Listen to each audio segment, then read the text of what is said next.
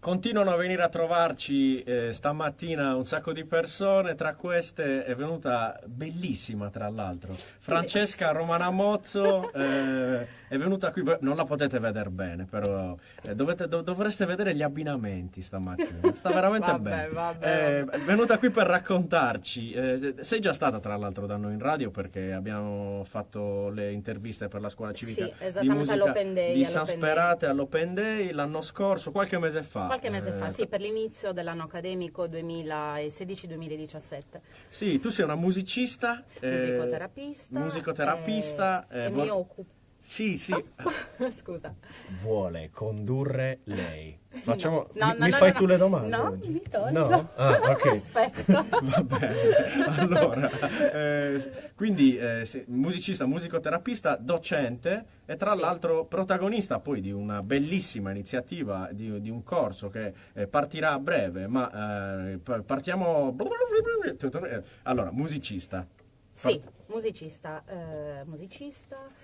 clarinettista, improvvisatrice, mi occupo di espressività. Cosa vuol dire musicale. musicoterapista?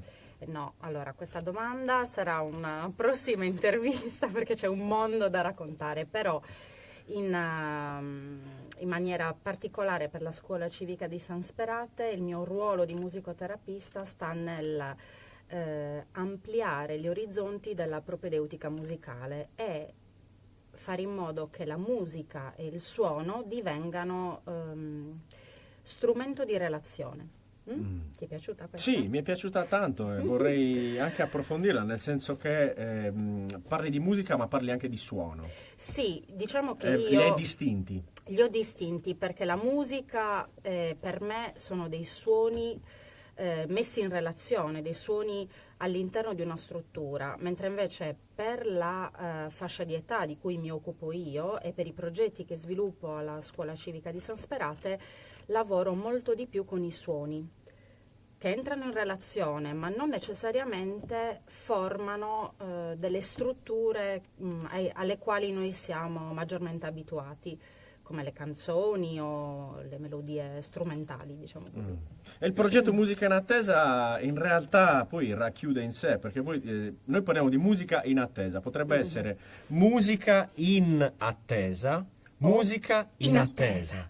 Esattamente, e questo è il gioco. E anche la gravidanza può essere in attesa o in attesa. attesa. Questo è un gioco al quale non l'ho inventato io questo. No, che ha assolutamente poi anche un'accezione totalmente positiva e propositiva, ovviamente.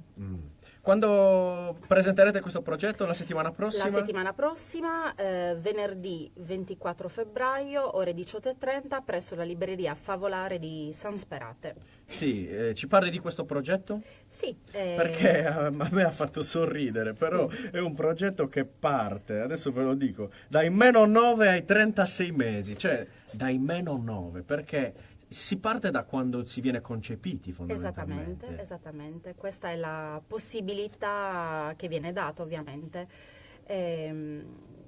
Aspetta, rifammi la domanda così ripartiamo. Siamo qui con Francesca Romana Mozzo. No, che cos'è Musica in Attesa? Allora, innanzitutto è il secondo anno che replichiamo questo progetto alla Civica di San Sperate. E questo progetto, appunto, il -9, rientra in un progetto di espressività sonoro-musicale, appunto, dal concepimento fino ai 3 anni del bambino. Quindi il primo lavoro lo si fa anche con il genitore? O si fa sempre con i genitori? Si fa sempre con i genitori, per cui è un lavoro assolutamente, è un percorso più che un lavoro, che coinvolge il nucleo familiare, per cui genitore e bambino. Si lavora con la pancia? Cioè, nel senso, mettete delle cuffie sulla pancia della madre? No, io non utilizzo strumentazione. Perché so che si fa qualcosa del genere. Sì, ci sono tantissime pratiche che si potrebbero attivare durante la gravidanza. A me piace lavorare con la persona, col corpo della persona, con più che una musica ascoltata, una musica prodotta. E per cui per me, appunto, parlando di suono principalmente, mi interessa che l'individuo, che sia il futuro papà o la futura mamma, ritrovino i loro suoni e li producano in maniera tale che possano iniziare a comprendere cosa significa. Ci sto riflettendo. Lo so, io inizio a ci parlare. Sto meditando. Inizio a parlare dentro in un mondo. Ritrovare i loro suoni. Ritrovare i loro suoni, esattamente. Anche il silenzio che Francesca lascia è un silenzio che in realtà sonoro. È sonoro pure quello, perché nel frattempo io ci rifletto. Però cosa vuol dire ritrovare i loro suoni? Riesci brevemente a spiegarcelo? O è difficile? No, forse per me è un po' complesso, però ti do una suggestione. Se tu pensi ad una neomamma che tiene in braccio il suo bambino ed inizia a neniarlo, sì, okay. La mamma sta producendo dei suoni, esattamente. Okay. Quel gesto sonoro, quell'azione sonora è un'azione che verrà spontanea. Potrà essere l'unica come tipologia o potranno essercene anche altre. A me interessa partire, per esempio, da quella per poter ampliare il campo sonoro della persona.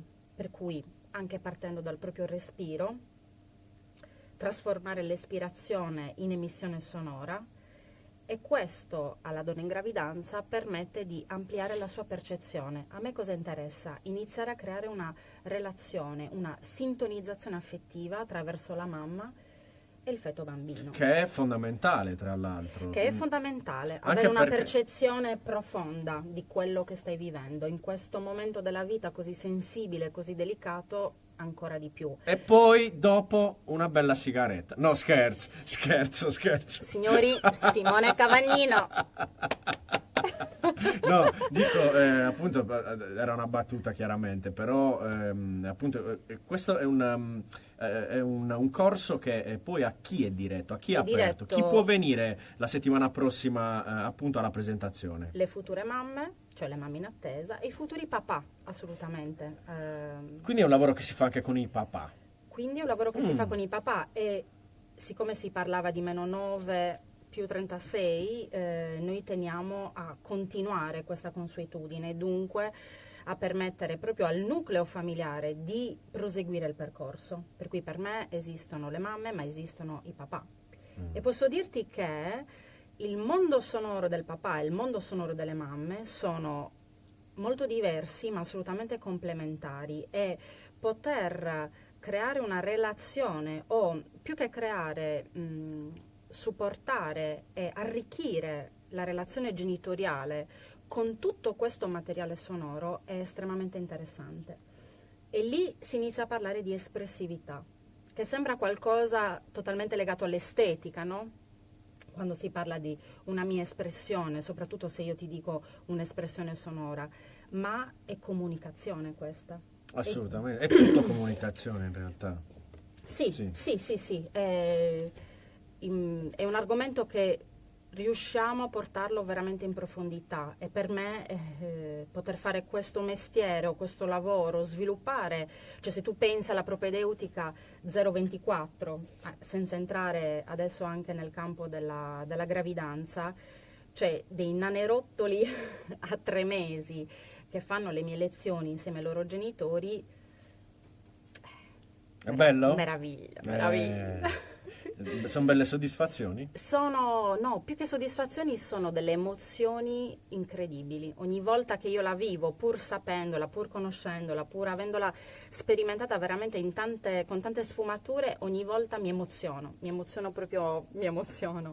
E vedere una mamma, un papà che si rende conto di quello che accade, cioè di una comunicazione così essenziale, così capace di poter comunicare l'amore puro che in quel momento circola, no? Attraverso i suoni che vengono prodotti e interagiti, perché torniamo lì, no? Comunicazione, relazione, e questa è la cosa più importante poi alla fin fine.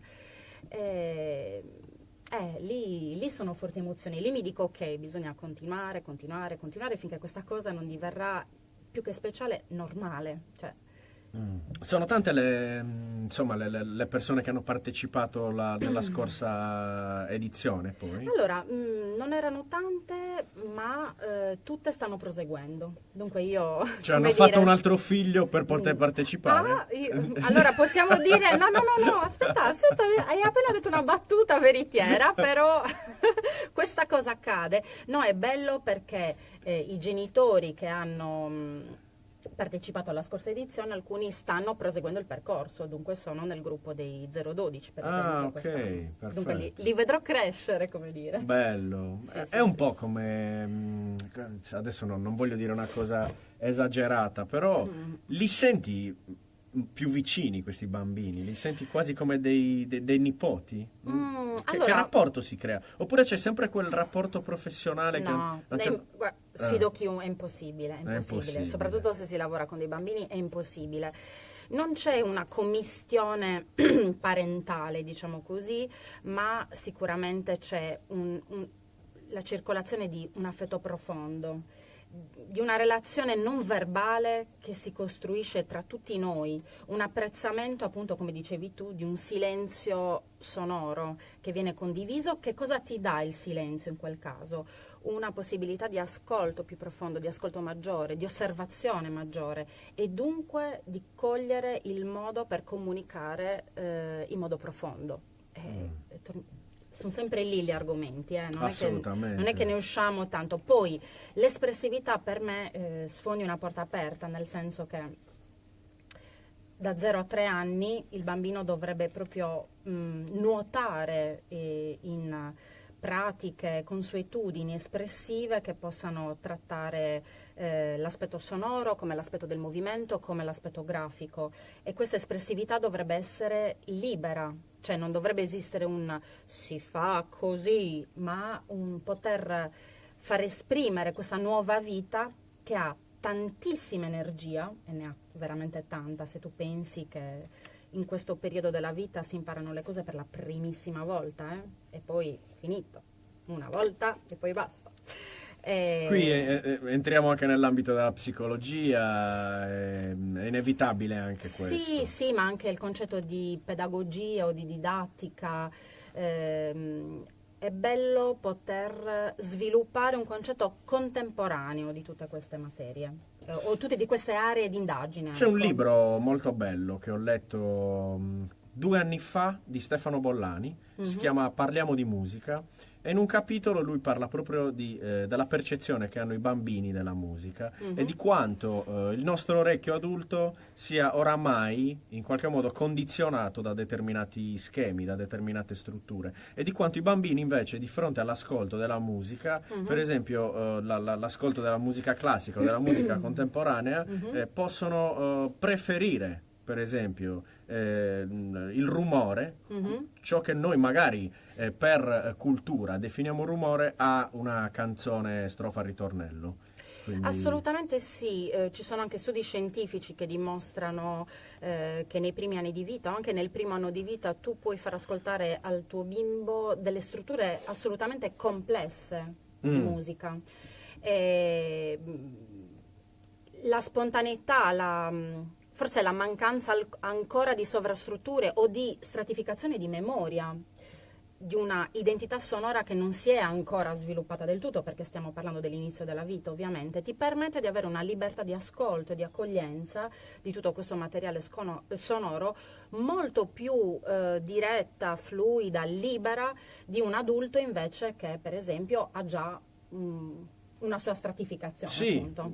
E dunque lì entriamo anche nell'argomento gusto, no? In quello che preferiamo ascoltare, anche nell'utilizzo inconscio che possiamo fare di un ascolto musicale.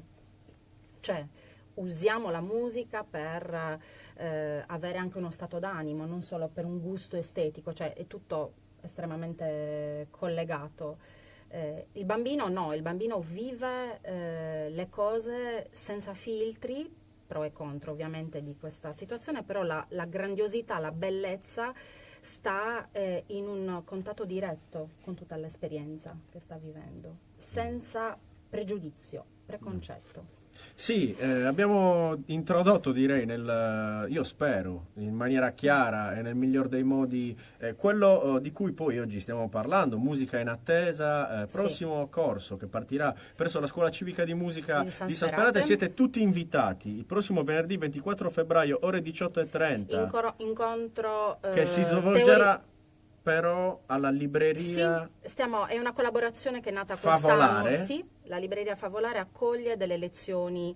E quello sarà un eh, incontro solo di presentazione. Di presentazione teorico-pratico, per cui vi consigliamo comunque Di portare il bambino. quello obbligatorio.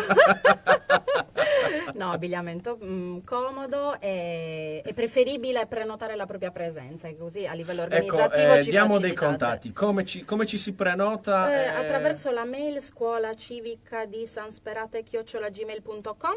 Ok, è giusto. Per info, ripeto, scuola civica di San Sperate @gmail.com, oppure ci sono i profili. Oggi tanti, soprattutto molti di voi che ci guardano da questo social che è Facebook, possono su Facebook andare sul profilo della scuola civica di musica di San Sperate e inviare anche un messaggio privato lì ed eventualmente potersi prenotare anche sì. attraverso questo mezzo. Chi è che oggi non ha una mail?